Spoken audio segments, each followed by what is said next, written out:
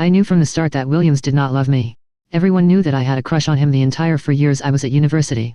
Unfortunately, he had already met the woman of his dreams, so he did not care about me. Right before graduation, Leah accepted her family's arrangements for her to study abroad. The day she left, Williams approached me while he reeked of alcohol.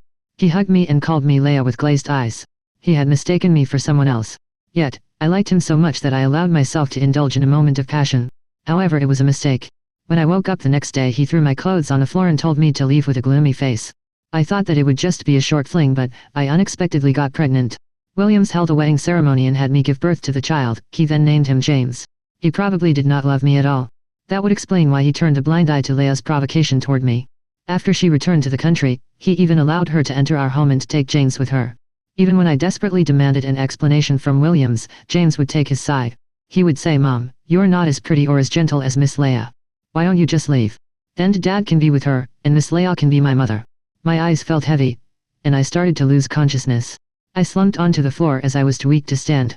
Just then, a small head peeked through the suffocating smoke. "Madam, do you need any help?"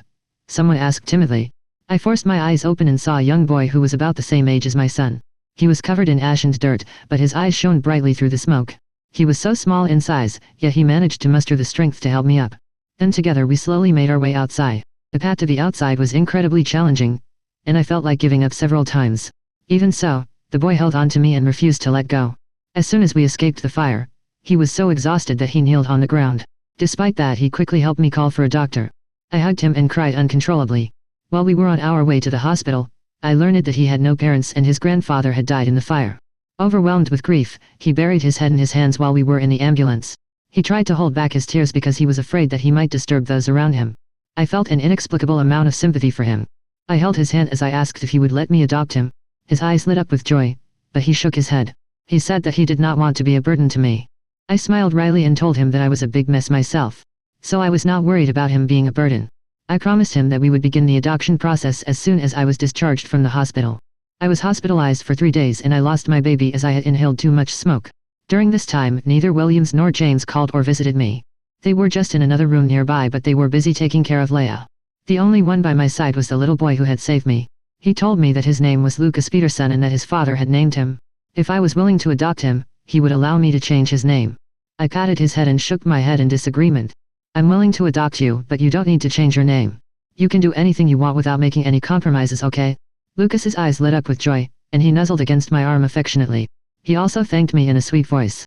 It had been a long time since I last heard those words. Williams and James found me annoying, and they never thanked me for anything. I was touched, so I hugged him.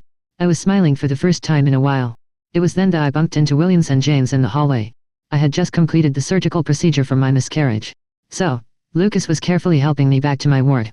As we turned the corner, we ran into Williams and James, who were supporting Leah. They were chatting and laughing away. This trio looked more like a family. I thought that I would feel incredibly hurt, but to my surprise, I only felt a faint trickle of emotion. As such, I quietly walked past them. However, Williams could not hold back and called out to me. I turned and saw a hint of worry in his eyes. "Christelle, are you hurt?" he asked. I wanted to laugh. Of course not, but I did have an asthma attack and nearly suffocated in the smoke. There were a few stitches on my head, and it was still wrapped in bandages. Yet, he chose to be oblivious to it all. On top of that, I had a miscarriage. Perhaps the baby was fortunate in a sense. The baby did not have to live with such a cold-blooded father and brother. Seeing that I was silent, he stared at my flat abdomen. Then he sneered mockingly.